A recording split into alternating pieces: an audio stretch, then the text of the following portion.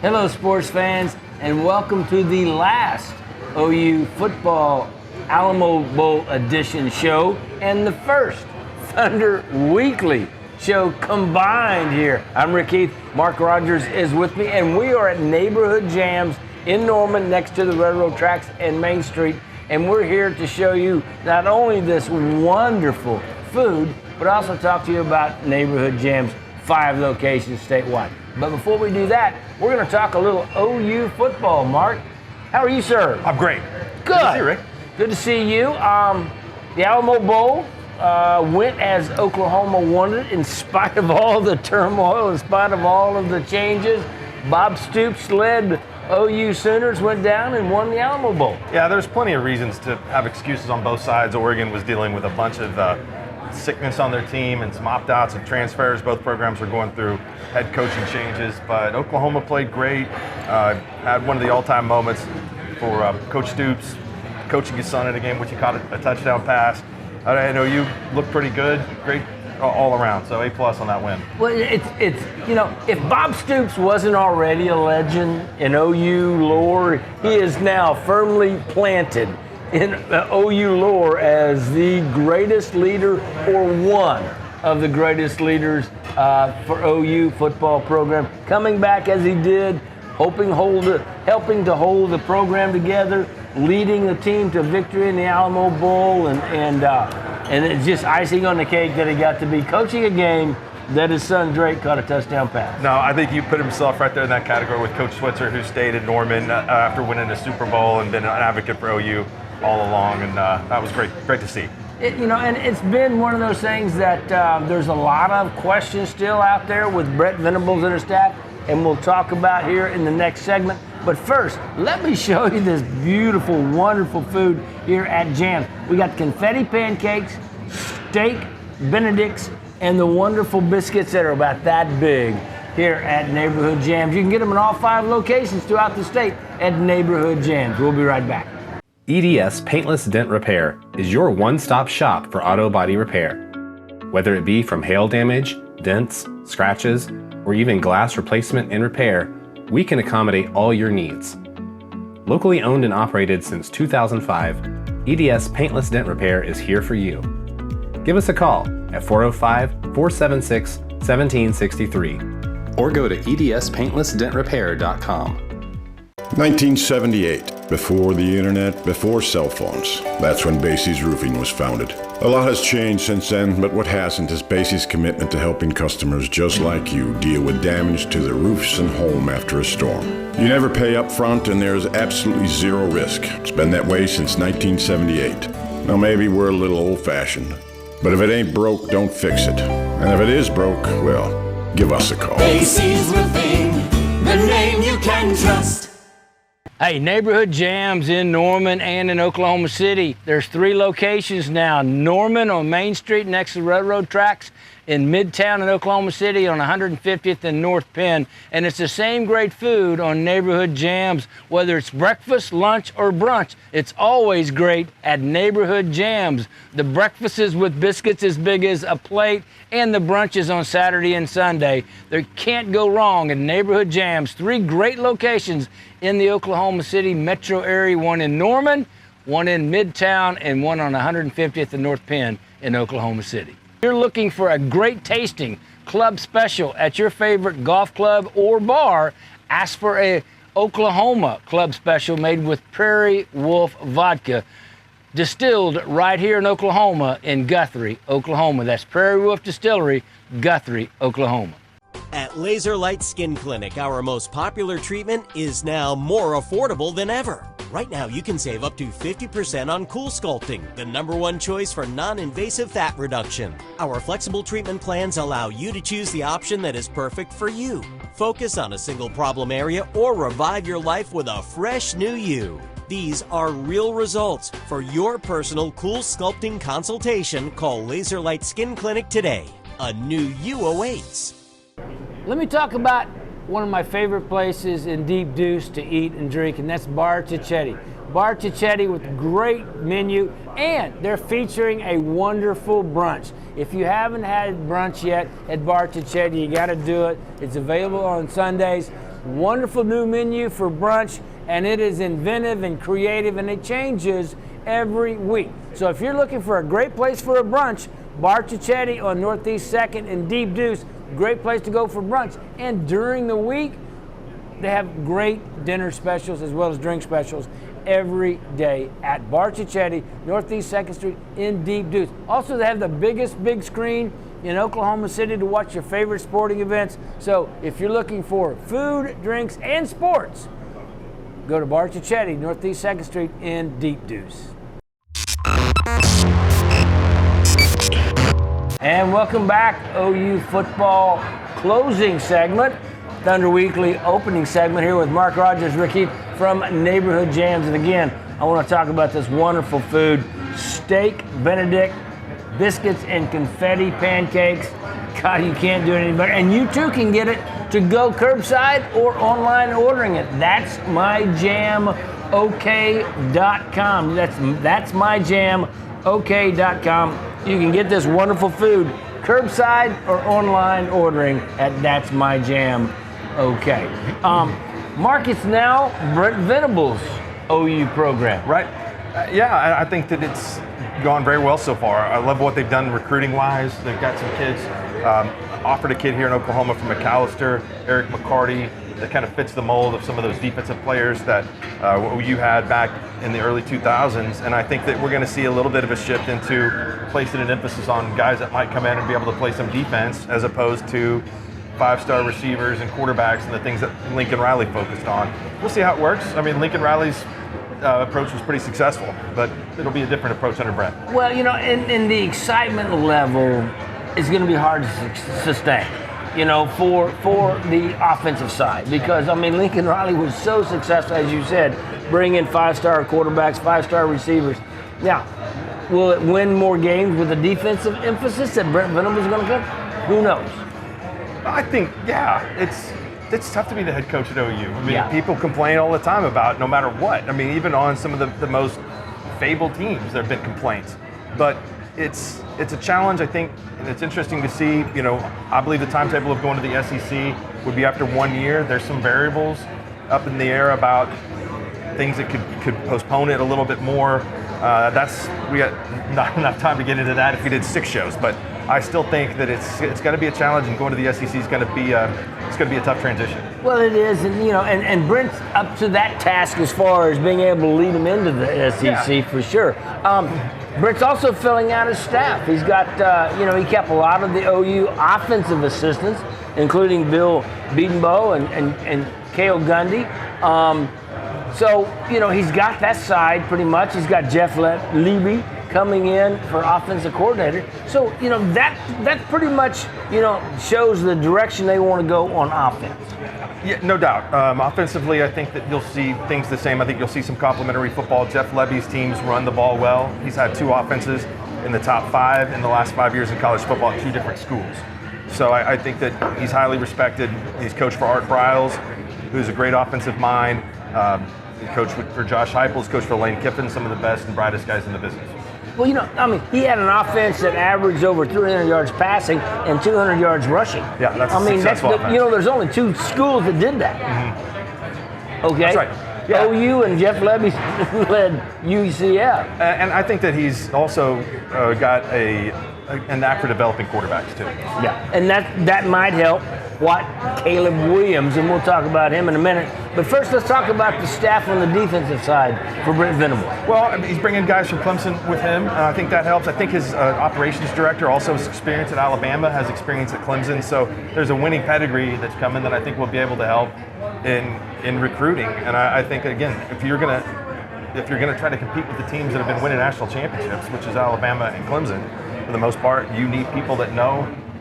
You need people that know about what's going on. He's got a defensive end coach coming from Clemson, a defensive line coach. So everybody has watched Clemson in the last 5 years, knows how good they've been on the defensive line. Well, and the defensive coordinator, Ted Roof, has also been at Clemson for a year and has got a lot of experience. So I like the way that the staff's been put together. You know, and so right now everything's shaping up for Brent Venables, giving him the staff that he wants, and Joe Consiglione's got to be congratulated for saying, okay, we've got the money, go get the guys. That's true. I think that's a big obstacle coming up about going into the SEC with analysts, not coaches that are on the sideline or coaches that are out recruiting, but coaches that are working in the office and getting experience and taking care of day-to-day things to free up the time of the existing staff. Well, I mean, when you're looking at Alabama with 14 analysts, I mean, that's a lot of guys to help out. Like you say, they're not on the practice field, but they're doing the stuff behind the scenes, getting ready to go on the practice field, and it makes a difference in the SEC. Now, let's talk a little bit about the elephant in the room, Mark. Caleb Williams. What's that? Who's going to eat these pancakes? Yeah, you get half of that, I get half of this. Okay, Caleb Williams in the portal. Yeah, this is not a surprise. I think this is something that's been planned going back to the beginning of the departure of Lincoln Riley. And you know what? It may have been in the works even if Lincoln would have stayed. I think that he's a valuable commodity, and he wants to see what's out there. You got to enter the portal if you're going to have those discussions, or other schools can be held accountable for tampering. It doesn't mean that he's leaving OU. It just means that he's going to hear what's out there. I got a feeling, before the bowl game, I thought it was 50-50. Well, right now, I got to think it's like 70-30 he leaves. That's possible. I do know that OU is engaged in trying to keep him. They want to. We'll see. And it's important these days. Image means a lot. You don't want to lose somebody because they deemed like it was better to go someplace else. So there's a lot on the line here in this crazy world of chaos, which is college football. Well, what's all behind the scenes is the NIL. Okay, that's correct. And so many of these young people are looking at, okay, how can I leverage my name, image, and likeness to my best benefit? And I don't blame them whatsoever. They've been working all their life to be in this position. Now that they're in this position, they have the leverage. Use it, young man. Do the best for you and your family. And whatever it is, OU fans, accept it, because that's the life that we live right now. We'll be right back. Mark Rogers, Rick Heath from Neighborhood Jams here in Norman. EDS Paintless Dent Repair is your one-stop shop for auto body repair. Whether it be from hail damage, dents, scratches, or even glass replacement and repair, we can accommodate all your needs. Locally owned and operated since 2005, EDS Paintless Dent Repair is here for you. Give us a call at 405-476-1763 or go to edspaintlessdentrepair.com. Hey, Neighborhood Jams in Norman and in Oklahoma City. There's 3 locations now. Norman on Main Street next to the railroad tracks, in Midtown in Oklahoma City on 150th and North Penn. And it's the same great food on Neighborhood Jams. Whether it's breakfast, lunch, or brunch, it's always great at Neighborhood Jams. The breakfast is with biscuits as big as a plate, and the brunches on Saturday and Sunday. There can't go wrong at Neighborhood Jams. 3 great locations in the Oklahoma City metro area, one in Norman, one in Midtown, and one on 150th and North Penn in Oklahoma City. You know what? We really should call Basie's Roofing about that repair. We only have a certain amount of time with the insurance company. Yep. Have you seen my phone anywhere? Hi, I'm here about the roof repair. How did you do that?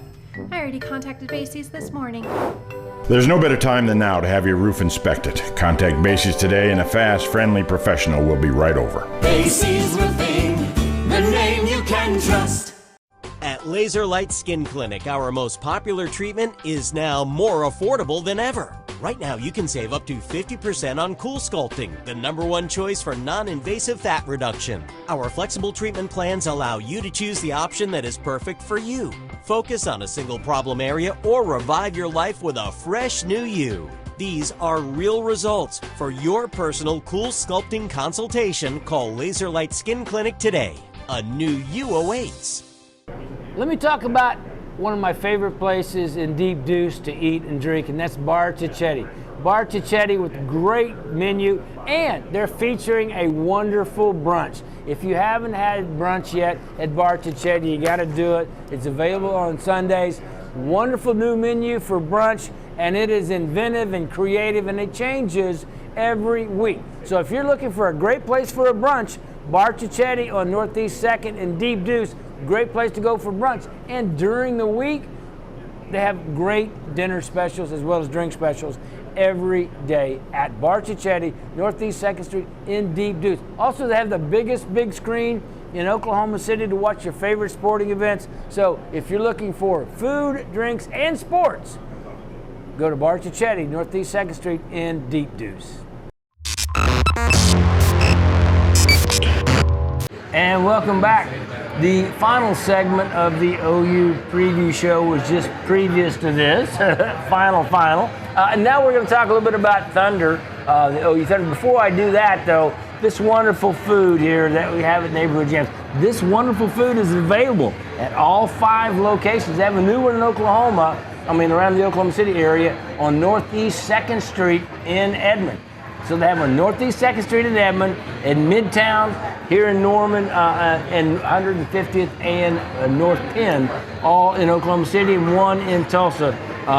Also, and you can get all this wonderful food, breakfast from 6:30 and then close at 2:30, so you can have breakfast, brunch, lunch, all at these 5 locations. And you can get this food curbside or online ordering at that'smyjamok.com. Thunder, okay, they opened 2022 with some victories.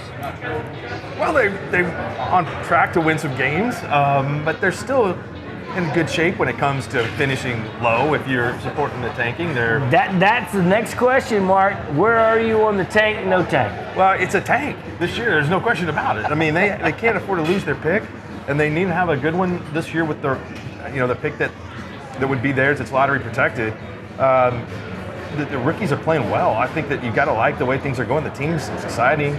They play hard. It's just doing some number crunching, and in terms of offensive player efficiency rating, they've got 3 of the top 13 rookies right now with Aaron Wiggins, Robinson Earl, and Giddey. So I think that they've found a couple of guys that might be able to be rotational players for them for a couple of years that can help. So I think the season so far has been good. I've been to a few games, loved it. Exciting atmosphere. It is. It's a great atmosphere. I've been to a couple of games also, and it still has that feel to it. Now I wanted to call it the Pete, but it's the Paycom Center now. Come up with a good nickname for that. Yeah, the Paycom Center. Pay me? No, I don't know. But the Paycom Center has been exciting. Led, the Thunder led by Shea Gilgeous-Alexander. They've been doing well. But before we talk players, I want to talk a little bit more about win totals and stuff. I'm of the belief that you got to let these guys play, because if you don't, it stunts their growth. It stunts, the culture. Just look at the difference between the Houston Rockets and the Thunder. Both of them were basically in the same position. They had young players. They were not going to win a lot this year, but they doing it in completely different ways. The Rockets are falling apart. They're deteriorating from within, but the Thunder, with that culture, and it's created by Sam Presti, they're winning games that maybe some people think they shouldn't, but at the same time, that culture, that winning, is building up these young players. Well, ownership and management in Oklahoma City is way different than it's been in Houston. There's going to be ways at the end of the year or coming up, I think, where you can say, here's how you effectively manage the win-loss situation. A night off for SGA, a night off for Lou Dort, and back-to-backs. Those guys are still getting to play. Just get an extra night off here and there. Well, and the Thunder winning percentage is vastly different when those guys are on the floor than when they're not. And that'll all play out. Sam Presti, if anybody in this world is aware of where they are and what they need to do, it's Sam Presti. And with all the assets that he has, surely, as bright as a GM as Sam Presti is, all the assets, he can make something work so that moving forward in 2023, 2024, this team is set up for winning. Well, and that's right, and they can compete. One thing that you shouldn't do is don't stress game to game on wins and losses. That those wins and losses will take care of themselves. They're in plenty of position right now for a really good pick. You have a lottery. You also have the random selection of draft picks. Thunder did pretty good at number 6 last year. Could they be higher? That's fine. They need a wing post type guy in the draft. They've got plenty of guards. So again, don't get too upset if they win. I can't. I get excited. I know. You're when they looking play. at it the right way. I want them to win every game they can, because there's going to be plenty of losses, believe me. Yeah. Hey, we are at Neighborhood Jams in Norman, and you have this wonderful food available in 5 locations. throughout the state.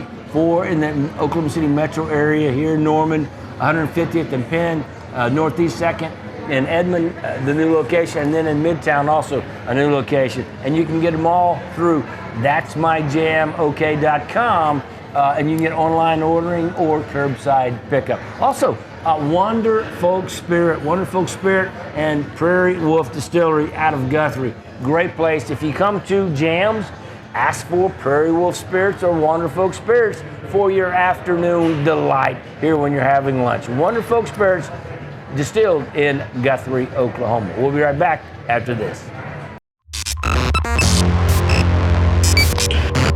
And welcome back, Thunder Weekly segment of the show this week. Mark Rogers, Rick Heath from Neighborhood Jams in Norman.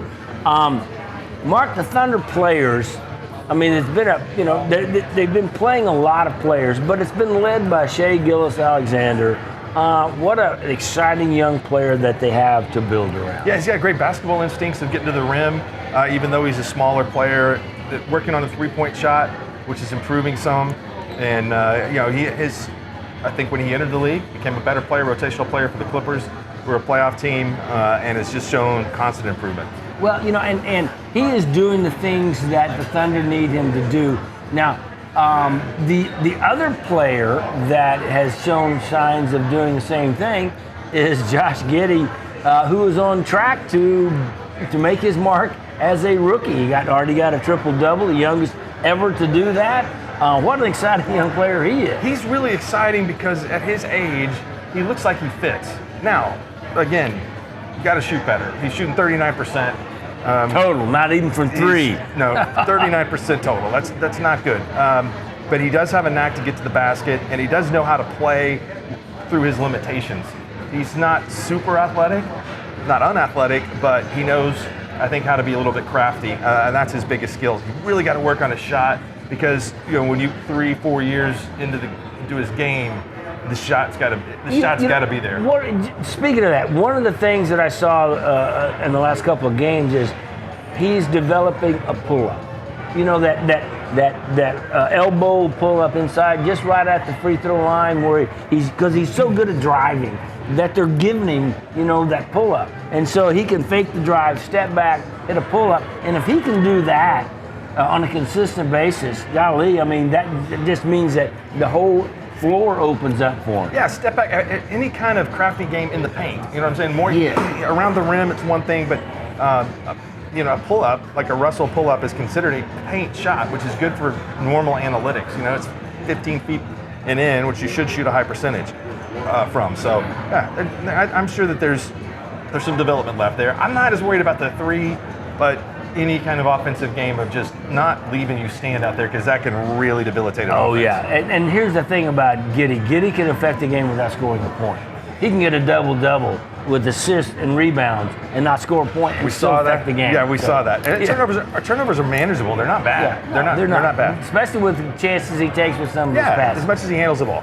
Okay. 3 young players you talked about that are, Giddey, JRE, and Wiggins inside the top 15 in efficiency. And also Trey Mann, who's been out for the last couple of weeks through the protocols. He's shown some ability to shoot the ball. JRE, really heady player, and Wiggins, I like where they're going with Wiggins. Those guys are all NBA players, someplace. I mean, they're going to be on a roster, and I think they're rotational players, which is pretty impressive for one draft, And I think two second rounders and a late first round. Trey Mann has got a pull-up game. He's got a 2-guard game. Then I think he just needs to work on that.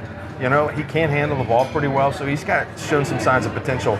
But one guy, with Wiggins, early on in their career, have a couple 20-point games. They're getting opportunities for the Thunder, but you can do that on a consistent basis as a rookie, then you've definitely shown some potential. So, and I think that shows that the scouting department that I thought maybe would go down with Troy Weaver leaving as the general manager, from the Thunder. But look, they got JRE second rounder, Wiggins second rounder, Trey Mann, late first rounder. Those are contributors, and they got him without a top 10 pick. Those guys are going to get plenty of chances to play in Oklahoma City. I think that also leads to, again, you don't have some veterans on this team that are in bad situation. These guys that are rookies, second round picks, they're trying to make some money.